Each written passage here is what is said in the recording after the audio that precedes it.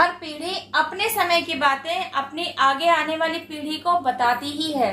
Suppose आपकी दादी माँ ने आपके साथ ये सारी बातें शेयर की। उन्होंने आपको बताया कि उनके जमाने में क्या हुआ करता था, उनके जमाने में लोगों की कैसी सोच थी, उनके जमाने में लोग किस थॉट प्रोसेस से चल रहे थे, उस समय सिचुएशंस के साथ डील करने का क्या स्टेट ऑफ माइंड रहता था। उन्होंने यह भी बताया कि वे अब तक किन रिचुअल्स को फॉलो करते चले आए थे।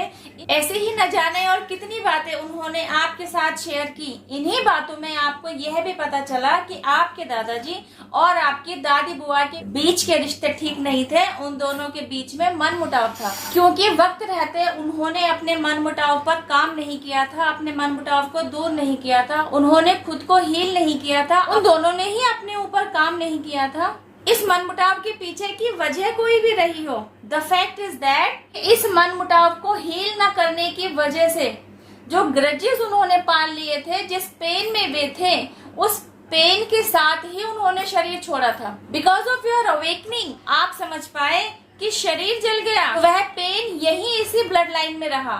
समय आगे बढ़ा, इसी पेन के चलते किन्हीं सिचुएशंस को आज की तारीख में आपके पिताजी और आपकी बुआ जी दोनों फेस कर रहे हैं। बिकॉज यह मनमुटाव आपके चाचा और आपकी बुआ के बीच के रिश्तों में नहीं है। उन्हें नहीं पता because of what kind of reason उन दोनों के बीच रिश्तों में मनमुटाव है। बिकॉज ऑफ अवेकनिंग आपने इस गुत्थी को समझ लिया है कि आज आपके पिताजी और आपके बुआ जी भी सेम उसी पेन में हैं, जिस पेन में सालों साल पहले आपके दादाजी और आपकी दादी बुआ जी थे।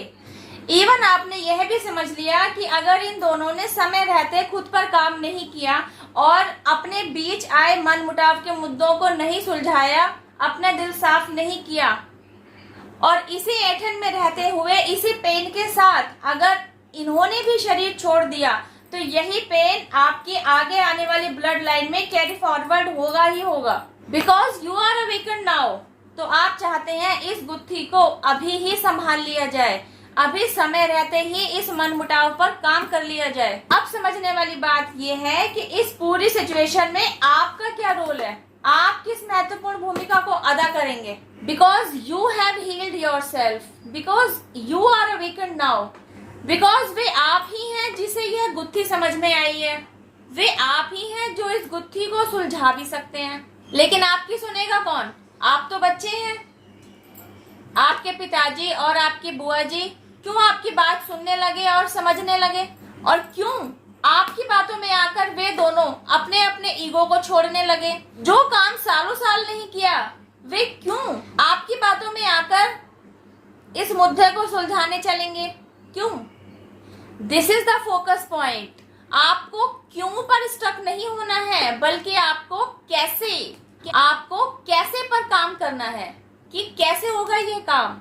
अब समझने वाली बात यह है कि इस समय आपके पिताजी और आपकी बुआ की एनर्जी जो है वह जलते हुए कोयलों के समान है।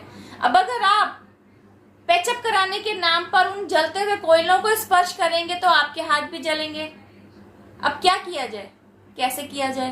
तो इस केस में आपके द्वारा निभाई जाने वाली महत्वपूर्ण भूमिका यह है कि आपको इन दोनों को ही हीलिंग सेंड करनी है।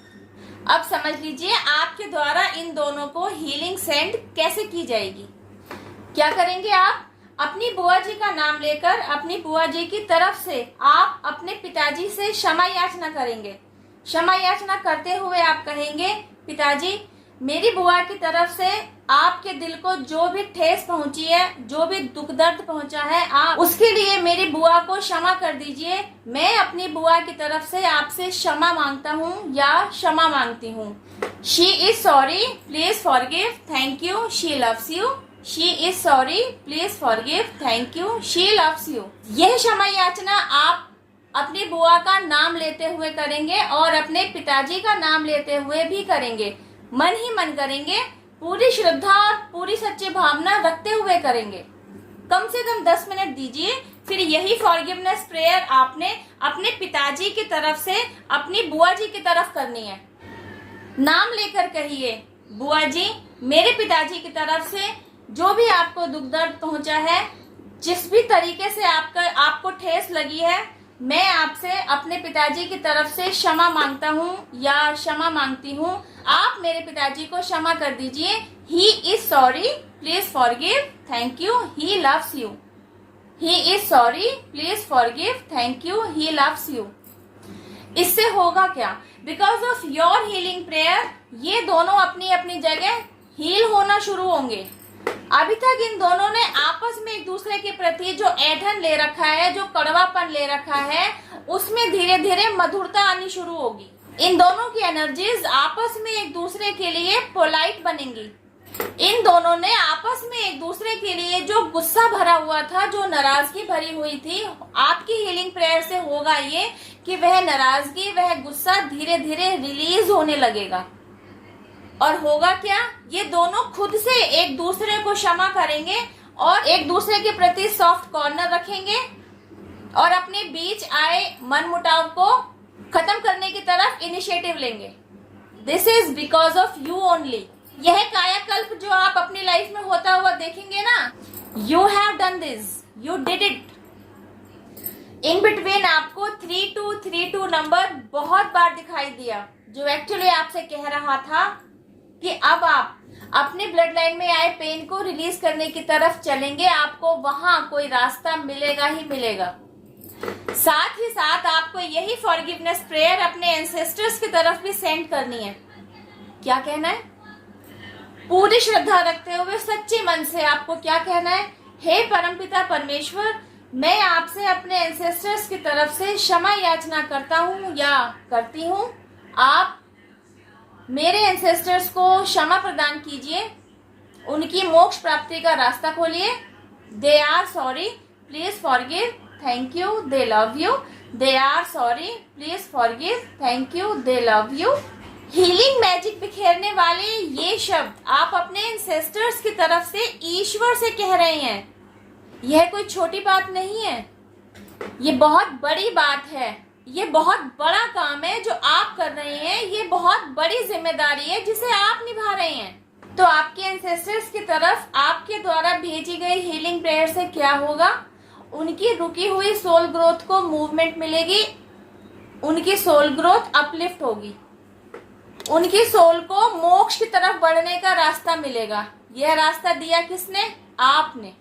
सिमिलरली आपके पिताजी और आपके बुआ जी के बीच के मनमुटाव भी दूर हुए। किसकी वजह से? That is also because of you, because of your healing prayer. In between आपने 2727 नंबर बहुत बार देखा। जब तक आपने अपने एंसेस्टर्स को प्रॉपर वे में हीलिंग सेंड नहीं कर दी, तब तक आपको 2727 नंबर बार बार दिखाई देता ही रहा, जो एक्चुअली आपको आपके द्वारा निभाई जाने वाली इस महत्वपूर्ण भूमिका के बारे में ही दिव्य संकेत दे रहा था, जिसके प्रति आप अनअवेयर थे। जिस तरह शरीर पर लगे जख्मों को मेडिसिनल केयर के द्वारा ठीक किया जाता है, उसी तरह दिल पर लगे जख्मों को, स्पिरिचुअल लेवल पर लगे जख्मों को हीलिंग प्रेयर के द्वारा क्योर किया जाता है। दिल पर लगे वे जख्म जो पेन के रूप में ब्लड लाइन में रह गए, हीलिंग प्रेयर की वजह से उन्हें रिलीज कराए जाने में मदद मिलती है। आपके एंसेस्टर्स की सोल ग्रोथ के लिए इसी हीलिंग प्रेयर को आपने अपने एंसेस्टर्स की तरफ सेंड किया।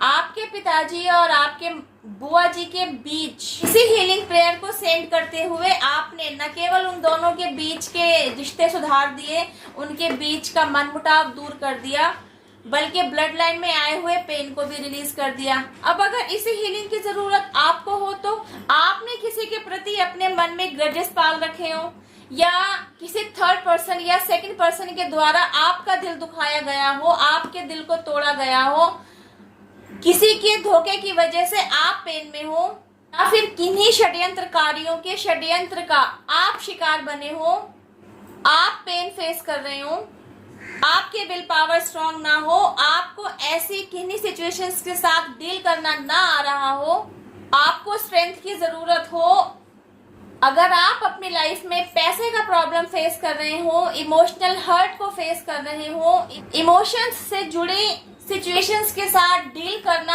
आपको भी नहीं आ रहा हो, आपके लाइफ में सेपरेशन पीरियड चल रहा हो और आपको उससे बाहर निकलना ना आ रहा हो, कुल मिलाकर आपको अपनी ही ग्रोथ का कोई भी रास्ता ना दिखाई दे रहा हो, तो this is the sign you need to heal your self. कैसे? यही फॉरगिवनेस प्रेयर आपने अपने लिए करनी है। शीशे के सामने खड़े हो जाइए और बोलिए, I am sorry, please forgive me, thank you, I love you. I am sorry, please forgive me, thank you, I love you. आपके एहसासों में सच्चाई दिखनी चाहिए। आपकी सच्ची फीलिंग से भरा एहसास ही आपकी लाइफ में मैजिक क्रिएट करके देगा। जब आप खुद के प्रति सॉरी फील करते हैं, खुद को पैम्पर करना शुरू करते हैं, खुद के प्रति अटेंटिव होते हैं, सेल्फ केयर करते हैं, खुद को नरिश करते हैं, खुद को रिस्पेक्ट देते हैं, जैसे एक माँ द्वारा न्यूली बोर्न चाइल्ड की केयर की जाती है, सिमिलरली वही केयर, वही अटेंशन, वही लव, वही रिस्पेक्ट आप खुद के लिए करने लगते हैं ना, खुद को देने लगते हैं। तो इससे होता क्या है, आप अपने ही ट्रू सेल्फ के साथ जुड़ना शुरू करते हैं। तो इससे क्या होता है, अभी तक अपनी जिन परेशानियों में आप स्टक थे, आप अटके हुए थे, उन परेशानियों से बाहर निकलने का आप रास्ता तो ढूंढ रहे थे, लेकिन आपको मिल नहीं रहा था। तो जब आप खुद से जुड़ जाते हैं ना, तो आपको उन सभी परेशानियों से बाहर निकलने के रास्ते मिलने लगते हैं। अगर आपको अपनी लाइफ में ग्रोथ का इंतजार है, ऐसी गोल्डन अपॉर्चुनिटीज आपकी लाइफ में एंटर करती हैं, जिन्हें ग्रैब करके आप अपनी लाइफ को खुद ग्रोथ तक लेकर जाते हैं। जब आप खुद को हील करने की तरफ चलेंगे ना, तब आप 1111 बहुत देखेंगे, जो एक्चुअली आपको यह दिव्य संकेत दे रहा होता है कि अब आपकी लाइफ में नया उजाला, नया सवेरा आने का समय नजदीक है। तो देखा, ये होता है हीलिंग का मैजिक।